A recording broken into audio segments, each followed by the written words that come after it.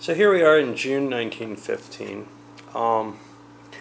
Major events that have occurred, ran through the interphase building stuff, but the Balkans kind of settled down and the trench lines are beginning to form there. You see the Serbian forces have pulled back a little bit.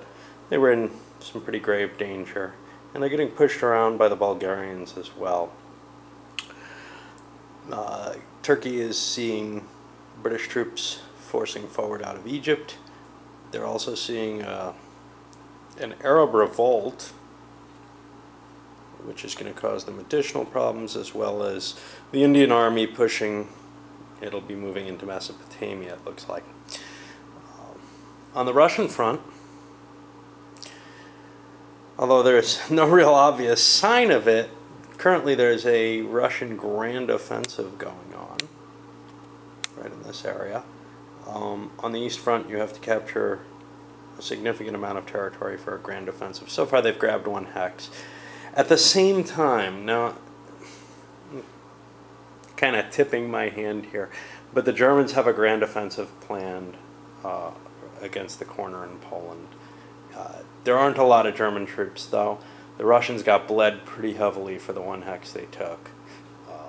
So we'll see what happens. It's kind of a situation where I don't think the Germans have the manpower to succeed in a grand offensive, but they may have the manpower to prevent the Russians from succeeding in theirs.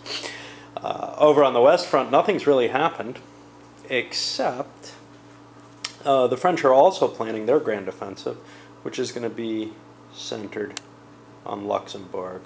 I think they want to take the hex next to Luxembourg as their main option, but they may want the Luxembourg hex, I'm not sure. Big political news, Italy did join the war.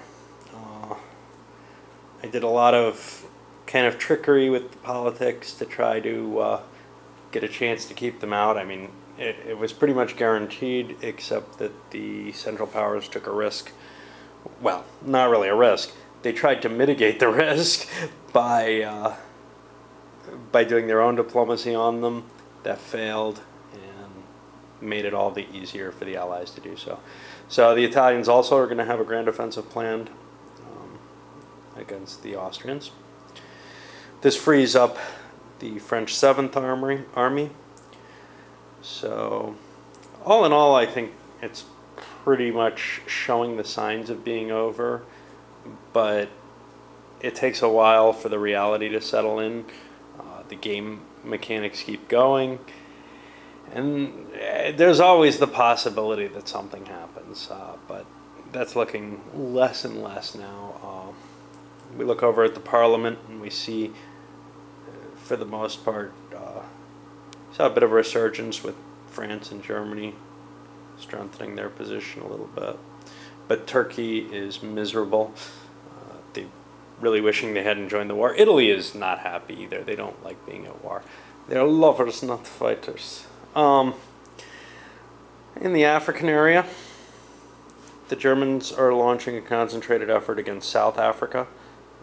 Chances are that won't succeed, but it'll cause some problems to the English. We're also seeing the Italians are going to be entering into the war in Africa as well. That's about it for now. Might have updates fairly soon, just based on more is happening right now.